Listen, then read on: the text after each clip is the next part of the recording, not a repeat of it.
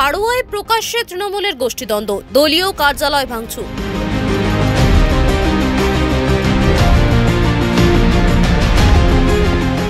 উত্তর 24 পরগনার বসিরহাট মহকুমার হাড়োয়া বিধানসভার খাসবালান্দা গ্রাম পঞ্চায়েতের নাসিরহাটি DN-28 বাস স্ট্যান্ডের ঘটনা। এই পঞ্চায়েতের প্রাক্তন উপপ্রধান ছিলেন তৃণমূল নেতা রাজ্জাক মোল্লা। ওই অঞ্চলে তার একটি ভেড়ি এবং অফিস ঘর রয়েছে। সেখানে গিয়ে বর্তমান পঞ্চায়েত প্রধান মমতাজ বিবি এবং তার স্বামী তারিকুল আলম তাদের দলবল নিয়ে বুধবার দুপুর নাগাদ নাসিরহাটি DN-28 বাস স্ট্যান্ডে তৃণমূলের দলীয় কার্যালয়ের অফিস ভাঙচুর করে বলে অভিযোগ।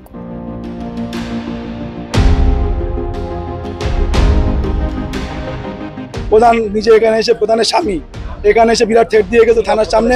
প্রধানের স্বামীর নাম তরিকুল আলম বাপি, ব্যাপক থ্রেট দিয়েছে, কেস করতে দেবে না।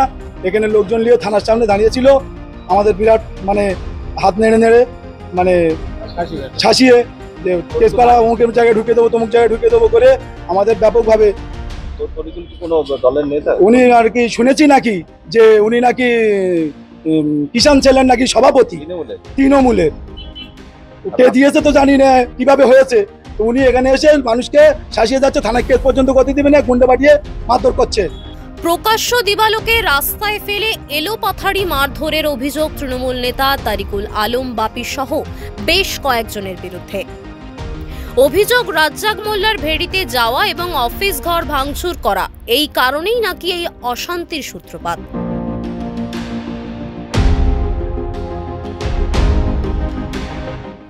এই ঘটনার পর থানায় লিখিত অভিযোগ দায়ের করেন প্রাক্তন তৃণমূল উপপ্রধান রাজ্জাক মোল্লা। পঞ্চায়েতের প্রধান মমতাজ বিবির স্বামী তারিকুল আলম বাপি বলেন, তার জানা নেই এই ধরনের কোনো ঘটনা ঘটেছে কিনা।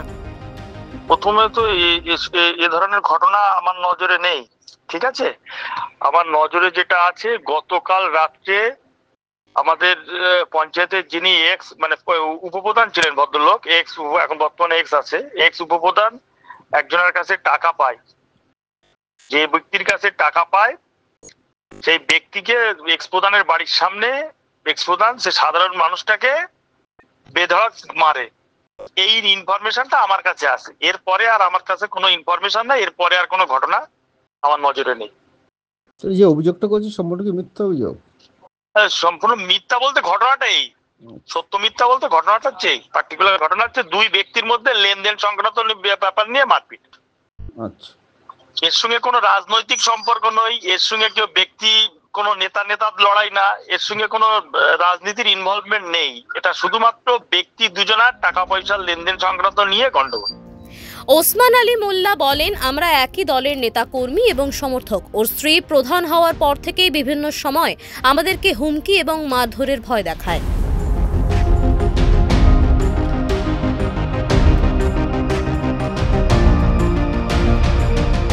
চাচার এনে দিয়েছি ঝাঁকর বিকর, ওরা সেটা করিনি। না করে আজকে চাচার একা পেয়ে আমরা ছিলাম না, আদর করে চলে গেল। চাচার নাম রাজ্জাক বাবু। উনি কি করেন, আগে কি ছিলেন?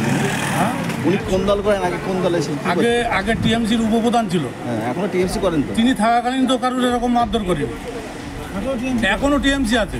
গোষ্ঠীদ্বন্দ্বই ওরা সিটটা নিয়ে আর কি দখল করেছে। তার জন্য কি আমাদের মার খেতে হবে? আমরা তো একই পার্টির ছেলে।